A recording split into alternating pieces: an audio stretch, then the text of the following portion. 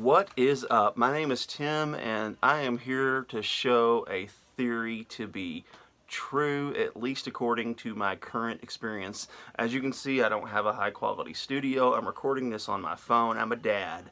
I am in a closet that I have used some cloth to convert into what I consider my little room, my space.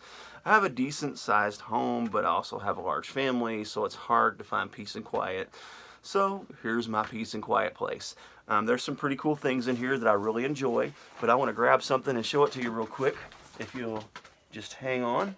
But I have TobyMac on vinyl. I didn't even know they made it, and to be honest, I've always been kind of on the fence with new vinyl.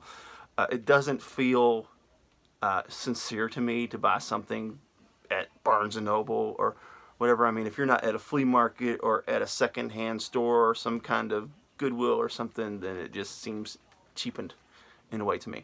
But anyhow, I have a TobyMac album that is brand new. I just literally opened it. And then I have a Bloodgood album that is brand new and just literally opened it not too long ago. So anyhow, the Bloodgood album is 1986, and the TobyMac album, of course, is 2016, just a few years ago. So I've always wondered. Now, I do have a couple of vinyls. To be fair, I bought a repro of Star Wars Return of the Jedi and a repro of Empire Strikes Back just because I got tired of the stupid eBay prices. I got a Barnes & Noble gift card. What else are you going to do with it? So I bought it. I also got Rogue One, and I got Force Awakens just to have it. I do have an original Episode 1, and I do have the original Star Wars movies. So one of the things that I've always wondered is there a sound quality difference between old vinyl and new vinyl?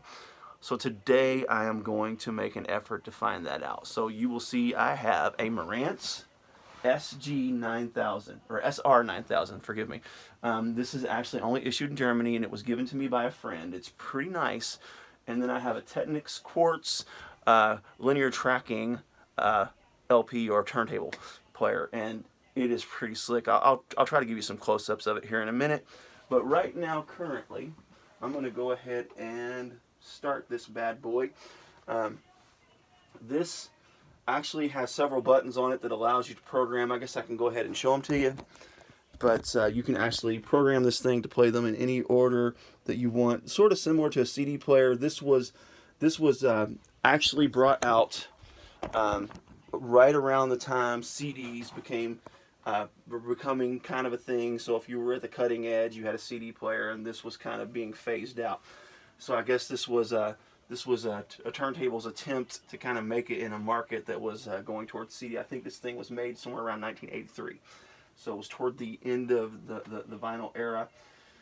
So anyhow, instead of programming it to play different songs, I am just going to start with the first one, and we are going to hit the start button.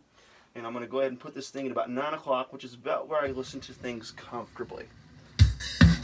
And it is definitely not as loud, and I'll show you that in a minute. Doesn't sound bad.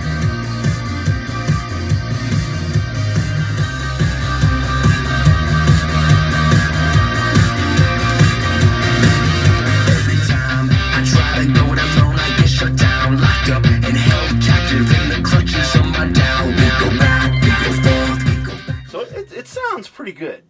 That sounds pretty good. I mean, it's not bad at all. But I know my equipment, and I've got some cheap speakers, and I hope to get some Klipsch Heresies one day.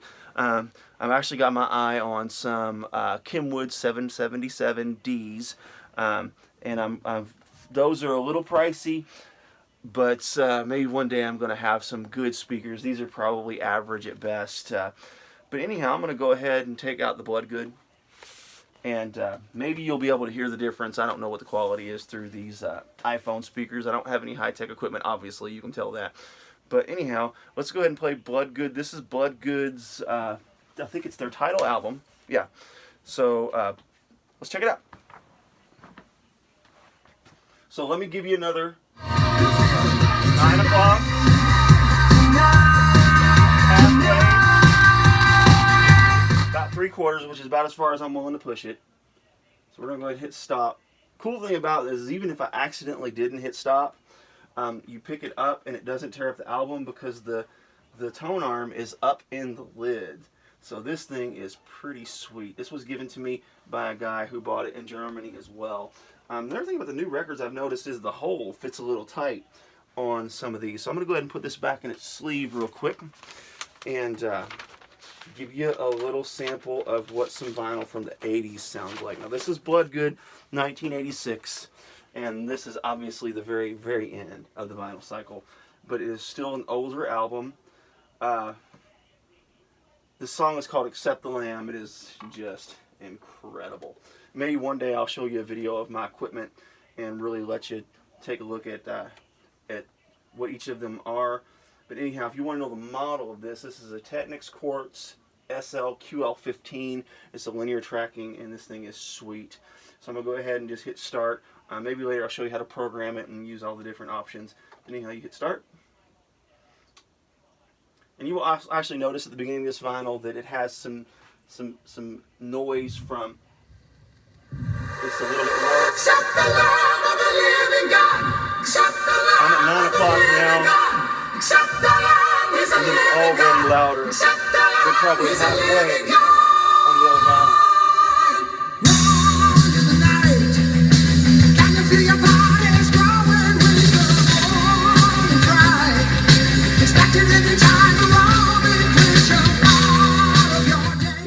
I'm not willing to push it more than halfway because you could already hear the speakers clipping. I really need some better speakers, but as you can tell, this thing is...